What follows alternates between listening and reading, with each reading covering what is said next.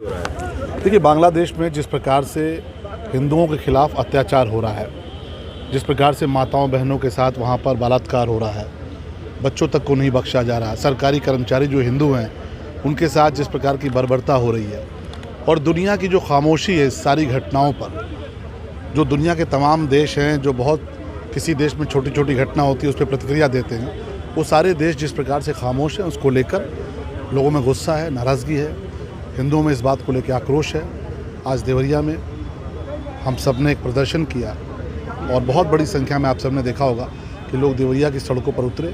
उसका मकसद एक था, उद्देश्य ये था कि बांग्लादेश में जो हमारे हिंदू लोग हैं, हिंदू समाज के लोग हैं, उनको ये संदेश जाए कि वो अलग थलग नहीं हैं, वो अकेले नहीं हैं, हम उनके साथ खड़े हैं। और दुनिया के जो तमाम देश हैं जो पॉलिसीज़ डिसाइड करते हैं, नीति निर्धारण करते हैं, उनकी आंखें भी खुलें।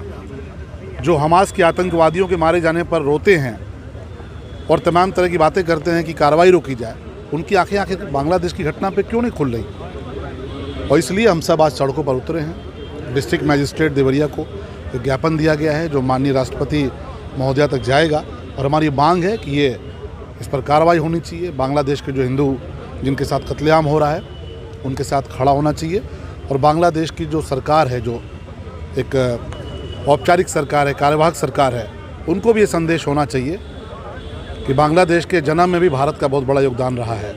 तो ऐसी स्थितियां ना पैदा करें कि आगे चल के उनके लिए मुश्किल हालत पैदा हो। केंद्र सरकार को सब कदम उठाना चाहिए। देखिए, केंद्र सरकार अपना काम कर रही है, आपको पता है। माननीय प्रधानमंत्री जी का उस पर स्पष्ट संदेश आया, माननीय प्रधानमंत्री जी ने इसको लेकर अपना जो मैसेज था वह भी दिया, और मुझे लगता है कि उसके बाद से आपने देखा था कि वहाँ के जो कार्यवाहक प्रधानमंत्री उनको प्रतिक्रिया देनी पड़ी थी। लेकिन दुनिया को कुछ और संदेश दे रहा है बांग्लादेश, अंदर कुछ और हो रहा है। अब जो अंदर की खबरें किसी प्रकार से निकल के आ रही हैं, जो हमारे एक संत को गिरफ्तार किया गया, उनके वकील पर जानलेवा हमला किया गया, तो ऐसे में केवल प्रधानमंत्री लड़ लेंगे यही पर्याप्त नहीं है। हिंदू समाज के एक व्यक्ति को खड़ा होना होगा, आपको भी खड़ा होना होगा। आप भी पत्रकार हैं, साथ में हिंदू भी हैं, हमें भी खड़ा होना होगा। प्रधानमंत्री जी तो अपने स्तर पर इन सारी घटनाओं को लेकर जो कार्रवाई हो सकती है कर रहे हैं, भारत सरकार कर रही है, लेकिन देश का हिंदू भी खड़ा हो, देश का हिंदू भी इसको लेके जागे, इसके लिए हम सब आज सड़क पर उतरे थे। इस तरह के आयोजन विपक्ष खास कर कर रहा है कि ऐसे आयोजन बीजेपी जो जनता को आपस में लड़ाने के लिए कर रही है, इस पर क्या? देखिए, उनकी दुकान बंद हो रही है। अभी उपचुनाव हुए, 9 सीटों पर उपचुनाव हुए, और 9 सीटों पर जो उपचुनाव हुए उनमें 7 सीटों पर भारतीय जनता पार्टी गठबंधन चुनाव जीता। अब समझ लीजिए दुकान किसकी बंद हो रही है। उन्होंने क्षेत्र के नाम पे, भाषा के नाम पे, जाति के नाम पर हिंदुओं को बांटने का काम किया, हिंदुओं को लड़ाने का काम किया। और इसीलिए प्रधानमंत्री जी ने कहा कि एक रहोगे तो सेफ रहोगे, और मुख्यमंत्री जी ने कहा कि बंटोगे तो कटोगे। ये बात उत्तर प्रदेश के लोगों को भी समझ में आई, महाराष्ट्र के लोगों को भी समझ में आई।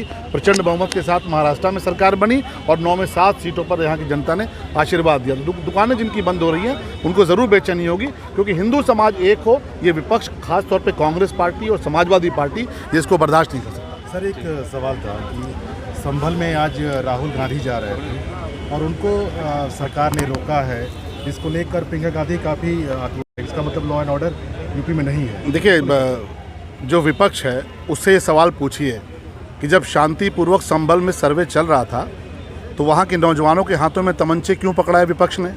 वहाँ के नौजवानों के हाथों में एसिड की बोतल्स क्यों पकड़ाई विपक्ष ने? वहाँ के नौजवानों के हाथों में पत्थर क्यों पकड़ाए विपक्ष ने? विपक्ष ने वहाँ पर उपद्रव कराने का प्रयास किया, लेकिन उत्तर प्रदेश की सरकार ने, उत्तर प्रदेश के अधिकारियों ने संभल के हालात बिल्कुल शांतिपूर्ण कर रखे हैं। वहाँ अमन चैन है, सभी समाज के लोग एक साथ रह रहे हैं, और विपक्ष नहीं चाहता कि वहाँ पर शांति हो। इसलिए राहुल गांधी और उनकी पूरी टीम और समाजवादी पार्टी के लोग जाके वहाँ पर शांति में खलल डालने का प्रयास कर रहे हैं। वो हम कभी कामयाब होने नहीं देंगे। सर, वहाँ पे पाकिस्तानी मेड जो है वो धोखा मिला है और मिस फायर जो, अब आप इसी से समझिए, पाकिस्तान मेड वहाँ पर गोली मिल रही है, 315 बोर के तमंचे से पुलिस के लोगों को गोली मारी जा रही है, तमाम जगहों पे पत्थर चलाए जा रहे हैं। तो ये कौन मुहैया करा रहा है? ये वहाँ के लोगों से पूछिए। एक तरफ समाजवादी पार्टी चुनाव हारती है कुंदरकी में, और 2 दिन बाद वहाँ पे उपद्रव शुरू हो जाता है, दंगा शुरू हो जाता है। तो जब ये विपक्ष को लगता है कि वो गुमराह नहीं कर पा रहे, जाति धर्म के नाम पर नहीं बांट रहे, वहाँ के अल्पसंख्यक समाज, मुस्लिम समाज के लोग भी भाजपा को आशीर्वाद दे रहे हैं, तो उसके बाद इनके पास एक ही चारा बचता है, विपक्ष के पास, सपा और कांग्रेस के पास, उपद्रव कराओ, दंगा कराओ।